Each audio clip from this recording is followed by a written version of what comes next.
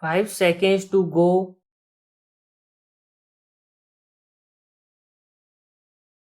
Start. Mr. Deputy Chairman, sir, I rise to support the bill as it proposes to amend the Constitution in a manner so that the most important and the urgent need of our people may be included in our Constitution as fundamental right. Right to work is the essential condition of our existence as a human being. You know, sir, through work man distinguishes himself from beast and develops his capability to be the master of his fate and controls the nature and build up the civilization. This power to work helps him to control the nature and to use it in his interest. He produces his breed and thus contains his existence. Without work, how can a man earn his livelihood? So, it is absolutely related to the question of his existence. But today, this existence of man is challenged in our country.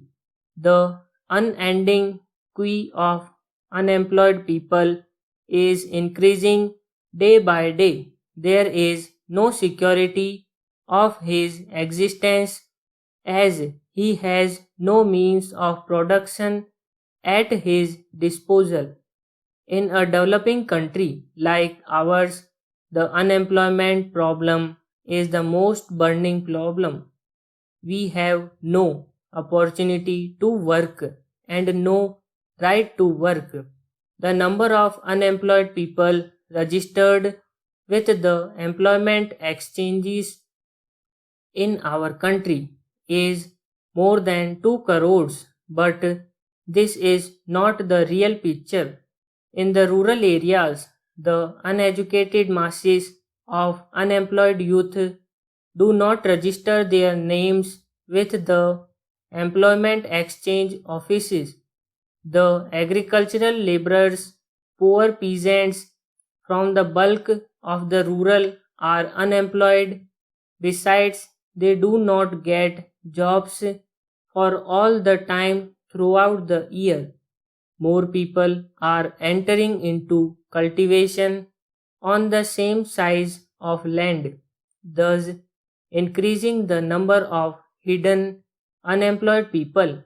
The rural poor, such as agricultural laborer, bonded laborer, poor peasants, etc., are the major part of rural unemployed. With them, the other sections of the small and middle peasantry and rural artisans are gradually losing their land and their small means of production. Sharecroppers are being evicted from the land and sharecroppers day by day are getting more and more impoverished. The middle class people are also the most unfortunate victims of unemployment. Workers are thrown out of their jobs due to lockout, closure, and recession in the economy. Taking all of them together, the number of unemployed in our country works out to be more than 6 crores. But how can they live without a job?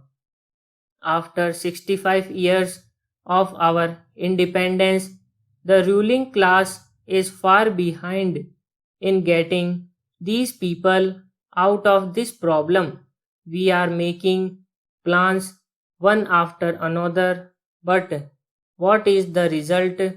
After the first 5-year plan, the number of the registered unemployed people stood at 20 lakhs.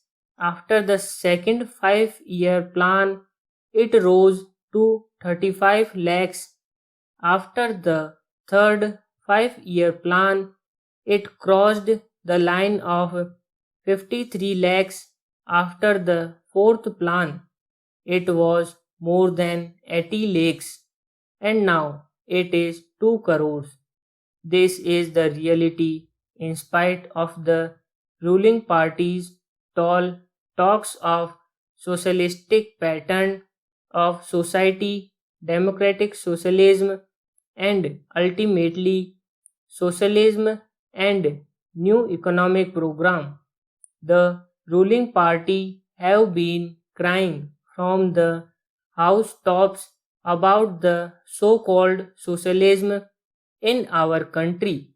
The number of unemployed in the country has been increasing because their socialism is a fake socialism, and it is to deceive the people only.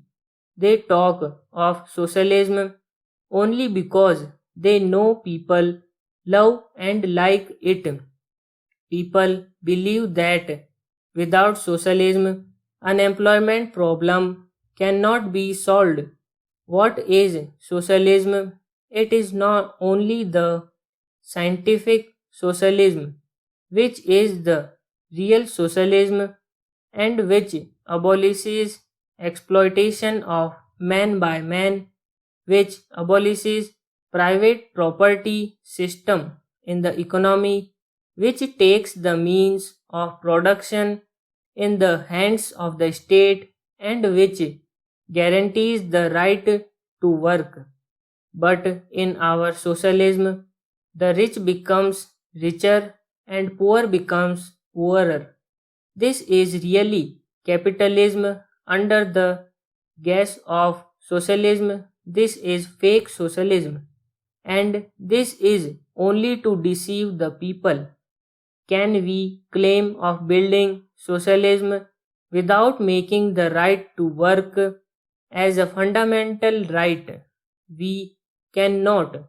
In all the socialist countries, this right to work is guaranteed by the constitution as a fundamental right. I would like to quote the relevant articles from the constitution of a few socialist countries. Article 40 of the erstwhile USSR Constitution says that the citizens of the USSR have the right to work, that is, to guaranteed employment and pay in accordance with the quantity and quality of their work and not below the state established minimum, including the right to choose their trade or profession. Article 49 of the Constitution of China says citizens have the right to work.